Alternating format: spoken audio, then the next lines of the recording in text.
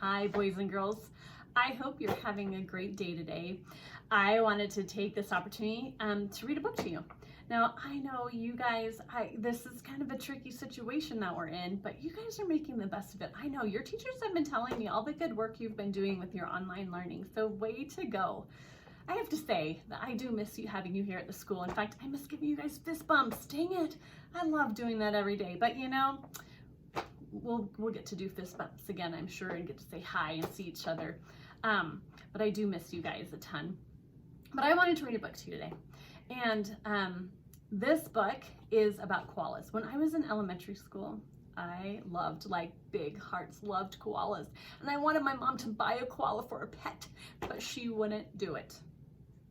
I wonder why. Maybe because we didn't have enough food for it in our backyard, like a eucalyptus tree.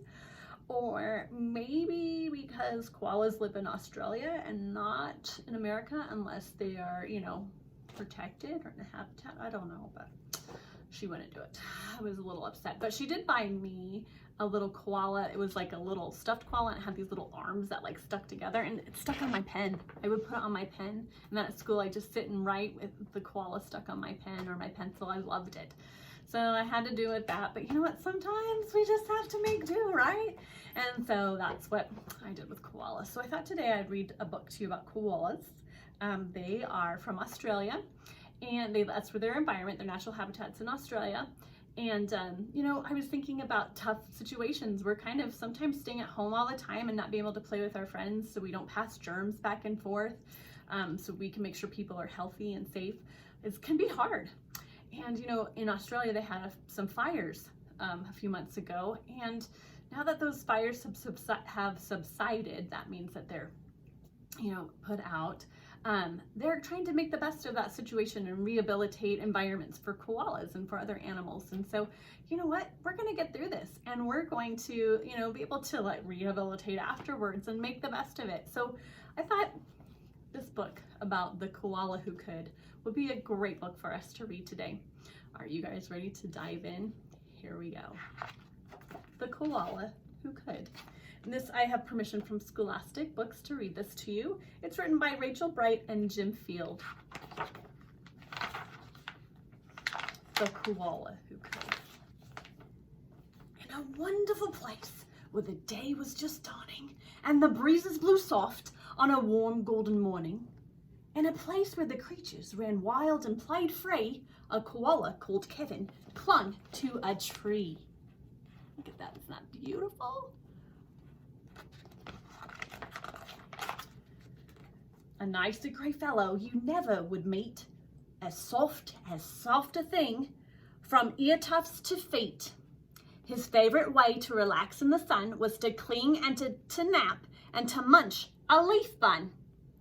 And after all this, well, he'd need a nice rest. Yes, Kevin liked sticking to what he knew best.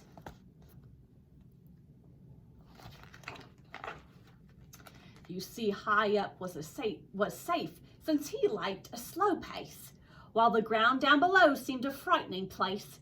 Too fast and too loud and too big and too strange. Nope, Kevin preferred not to move or to change. So he clung to his tree as he knew what to do and was never too keen to try anything new. So when Wombat stopped by and shouted one day, "Hey Kevin, why don't you come down here and play?" I think," he replied, "I should stay on my plant. I'm busy right now. No, I'm sorry, I can't."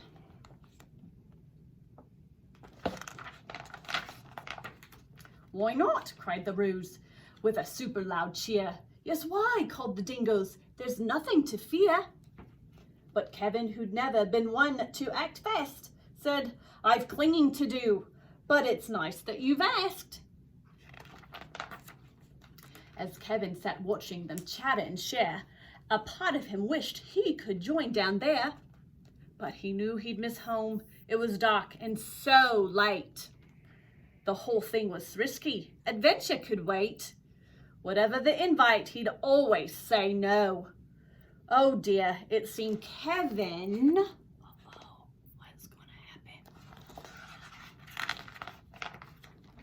just couldn't let go.